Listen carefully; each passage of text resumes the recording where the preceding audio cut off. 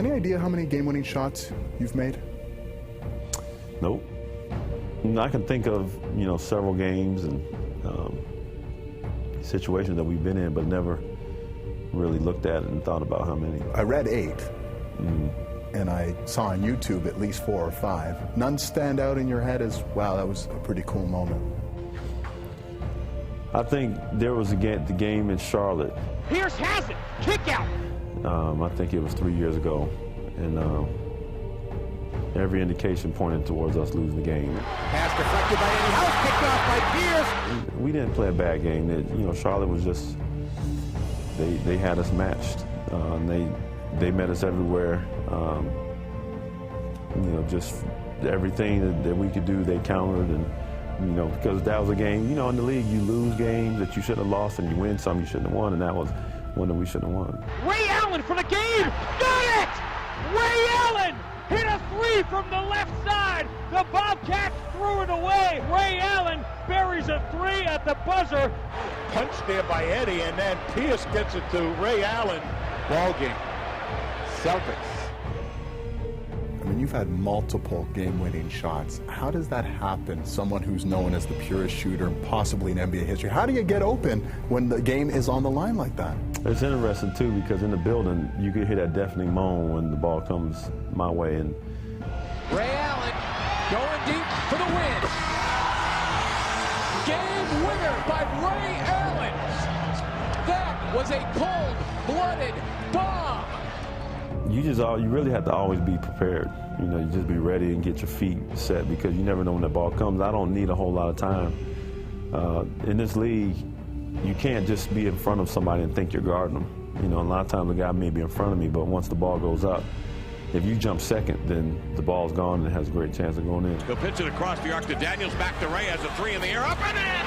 Holy mackerel, I have now seen it all! So I credit, great playmaking down the stretch, executing the play the way it's drawn up.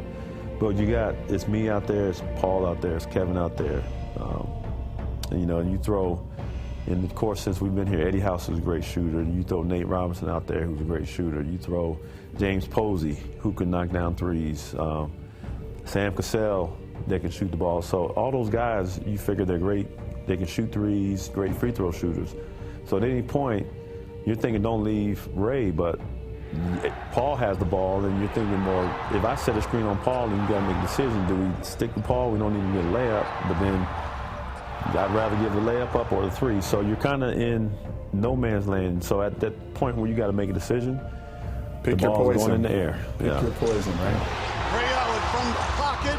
Big shot, Ray Allen. Have you had a chance to talk to Reggie Miller about passing him eventually as the most prolific three-point shooter in NBA history? I see Reggie quite a bit during the season. We talk all the time about it. And what does he say? He's probably been my biggest fan. Reggie and I, he was probably the toughest guy for me to ever guard. Back when I got in, the rules were a little different, so standing in front of a guy was tough, and he could throw you one way and go the other. So could never stay in front of him. So we always had great battles. My first 2 playoff appearances were against him. So when he retired, we came here, and I tried to recruit him to get him to come here, because we wanted to win a championship. And he thought about it, and we talked quite a bit. And over the years, as he's been doing TV, he comes in all the time, and he just, always had positive words. If I'm not shooting the ball well, and if I'm shooting it well, no matter what it is, he's like, you just keep doing what you're doing. Just keep playing hard. You're a shooter, and you shoot the ball, and keep putting the ball in the hole. So there's always been, for me, a lesson in humility. Like, no matter how great you are, somebody else can be equally as great or greater, but it doesn't hurt to, give somebody praises. So he's been, one of my favorites of all time between him and Michael Jordan. What's it going to mean, though? You're gonna pass a guy you've looked up to, maybe in some ways has been a mentor to you, and you're going to become that most prolific guy. Well, it's just a sense of, it's always some sort of torch passing, even though we're 2 guys that stand right there at that mountaintop.